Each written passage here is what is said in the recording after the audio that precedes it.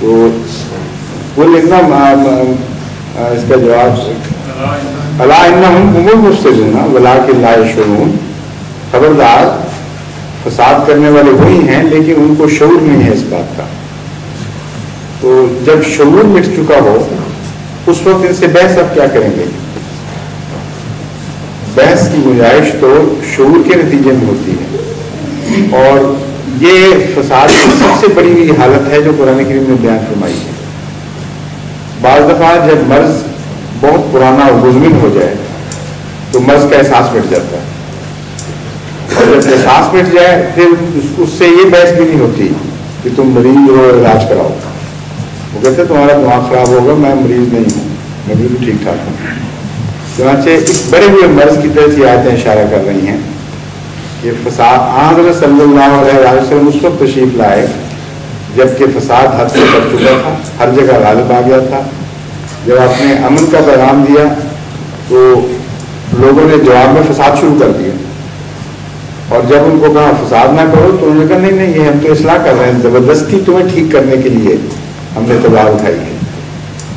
اور اب اس کی روشنی میں جب آپ تاریخ اسلام کا جائزہ لیں تو ہر مذہب کی تاریخ کھل جاتی ہے، صرف اسلام کی نہیں۔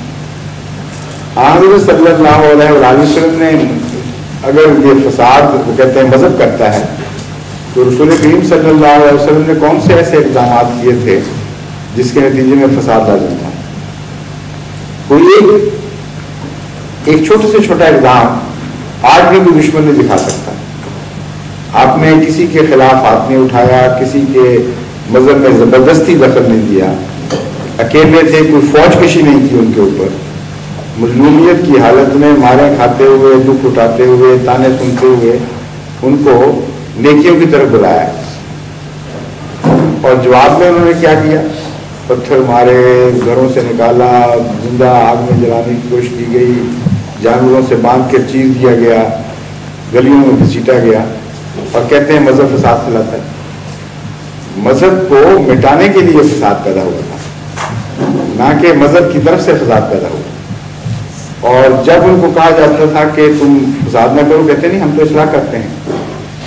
آج وہ تو 1400 سال تاریخ پہلے رہ گئی، اب آپ پاکستان میں دیکھ لیں کیا ہو رہا ہے۔ احمدیوں کے ساتھ وہی سلوک کر رہے ہیں، اسی کلمے کی خاطر، اسی کو دبانے کے لیے۔ اور جب ان کو کہا جاتا ہے کہ فساد نہ کرو، کہتے ہیں نہیں نہیں ہم تو اصلاح کرنے والے ہیں، انما نحن مسلمون، ہم تو تلوار کے زور سے تمہارے سینے میں ایمان داخل کر کے دکھائیں گے، اور تمہارے سینوں سے میں ایمان داخل کرنے کا مطلب ہے کہ کلمہ نوچ لیں تمہارے سے۔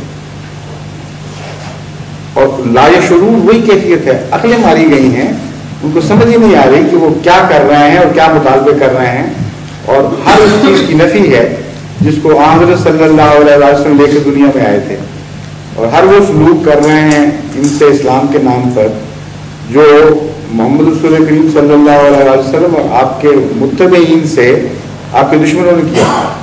تو لا یشعرون کی کیفیت تو خود کھل جاتی ہے، لیکن ویسے آپ ان سے کریں کبھی بھی نہیں مانیں گے، جو مرضی کرتے پھریں۔ قرآن شریف نے بتا دیا ہے کہ ان کو عقل نہیں رہی ہے، اتنی عادت پڑ گئی ہے مذہب کے نام پر جبر میں اور اپنی بات پہنچنے کی کہ اب تو بحثوں کی ضرورت نہیں رہی باقی۔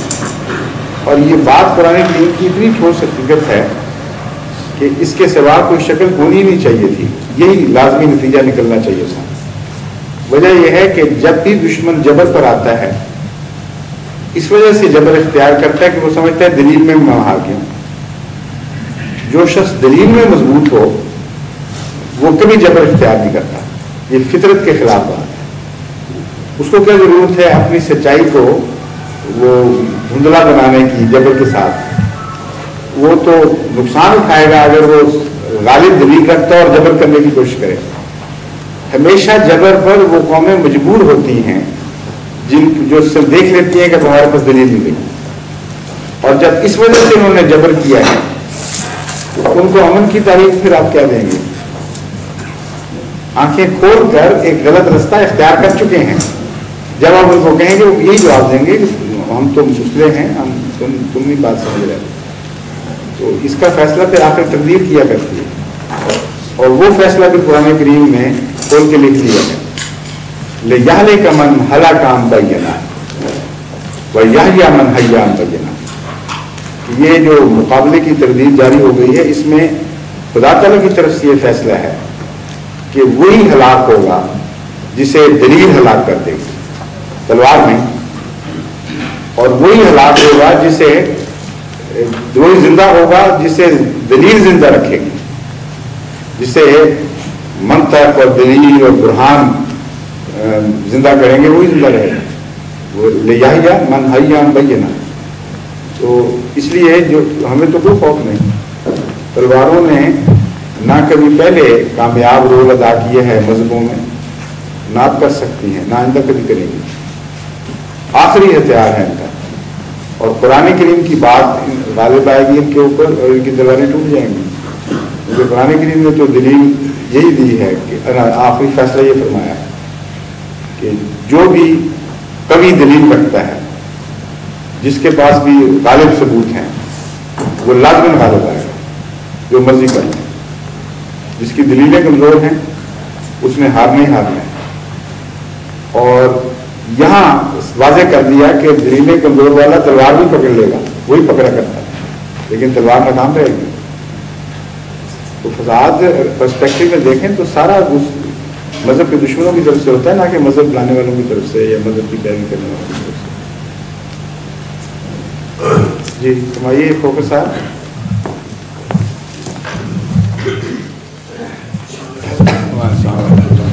बेसिकली सवाल तो मेरा वही था, बेसिकली सवाल तो मेरा वही था जो मेरे मोहतरम भाई ने पूछ लिया, लेकिन उसमें अब मैं उसकी मखसूस से इसलिए करता हूँ कि जो आर्टिकल मैंने पढ़ा उसमें उसमें राइटर ने पर्टिकुलरली इस्लाम के ऊपर अटैक किया है, विच इज़ इजाज़त उसने कहा कि इस्लाम has always been a disintegrating force in history, and if history is any guideline, it would always be a disintegrating force. ये तो एक दावा है, दलील क्या दी है? Daliil, what he says that after the Rasul Akram sallallahu alaihi wasallam, you see all the history of Islam. He was surveying the situation in Pakistan. ये यहाँ से शुरू किया बात है।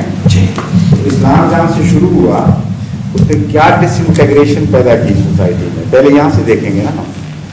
हज़रत सल्लल्लाहु अलैहि वसल्लम जब तशरीफ लाए तो सारा अरब बटा हुआ था, एक दूसरे से लड़ रहा था, हर कबीला दूसरे से जुदा था, और पहली दफा अरबों को एक दीन पर इकट्ठा करने वाला इस्लाम था। यहाँ तक कि जब हज़रत सल्लल्लाहु अलैहि वसल्लम के विसाल के बाद आपस में इख्तलाफात भी हुए, तब भी पहली हालत से सैकड़ों गुना ज़्यादा बेहतर हालत फिर भी बाकी रही। प्री इस्लामिक पीरियड का मुकाबला आफ्टर इस्लाम जो हालात पैदा हुए या पोस्ट इस्लामिक पीरियड से करें आप, तो तब पता लगेगा ना कि दावा सच्चा के झूठा है। वो एक तस्वीर एक ऐसी फर्जी बनाते, फर्जी तो नहीं कहना चाहिए मगर पर्सपेक्टिव को छोड़कर बनाते हैं जान के धोखा देने के लिए।